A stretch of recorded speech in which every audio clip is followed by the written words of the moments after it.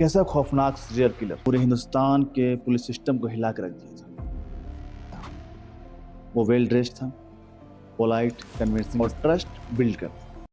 एक ऐसा खौफनाक सीरियल किलर जिन्होंने 20+ औरतों की मर्डर की, पूरे हिंदुस्तान के पुलिस सिस्टम को हिला कर रख दिया था। यह कहानी सन 1999 से शुरू होती है, कर्नाटका बस स्टैंड से। एक वेल ड्रेस्ड पहना हुआ आदमी औरतों से दोस्ती करता, उसे जहर देता और ज्वेलरी लेता और गायब जाता। लेकिन कैसे, ये जानकर आपकी रूह कांप जाएगी। मोहन, जो कि एक सीरियल किलर था, वो वेल ड्रेस्ड था, पोलाइट, कन्विंसिंग स्किल्स। वो बस स्टैंड जाता था, स्पेसिफिकली उन औरतों को टारगेट कर, अकेली ट्रेवल कर रही हो या फिर ज्वेलरी गोल्ड पहनी। उसका टेक्निक क्लेवर था।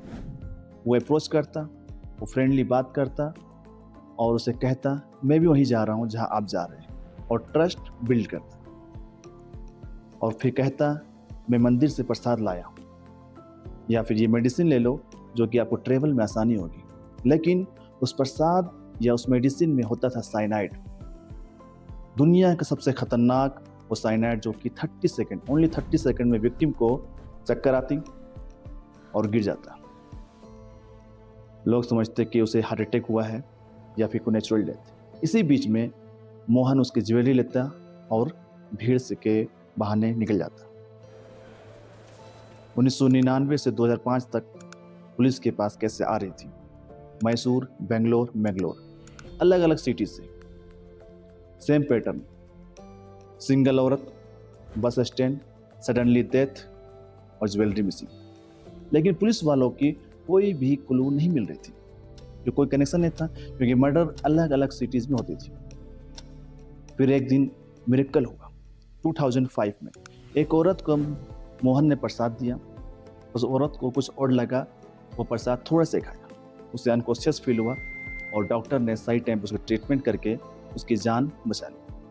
फिर पुलिस अलर्ट हो गई, उन्होंने सारे बस स्टैंड पे सर्वेलेंस बढ़ा दिया गया। इसी केस से उनको एक क्लू मिला और अंडर ऑफिसर को डिप्लॉय किया गया। 2009 में क्या देखता है कि एक वेल ड्रेस्ड पहना हुआ आदमी एक औरत से बात करता है और उसको कुछ देने ही वाली थी, उसे पकड़ लिया जाता है। पुलिस इंट्रोगेशन के दौरान जब उसे बात होती है, सारे वो कन्फेस करता है कि हाँ, हमने 20+ मर्डर किए, करोड़ों की ज्वेलरी चोरी किए।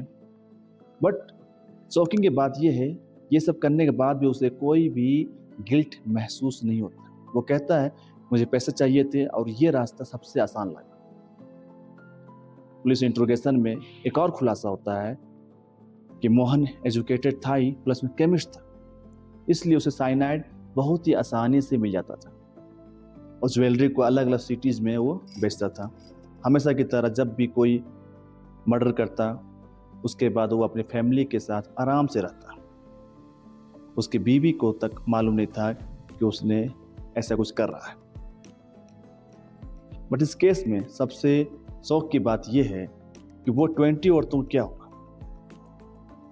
वो 20 औरतें जो किसी की माँ, किसी की बहन, किसी की बेटी हो, वो आज भी अपने केस को लेके, जस्टिस के लेके गुहार लगा रही है।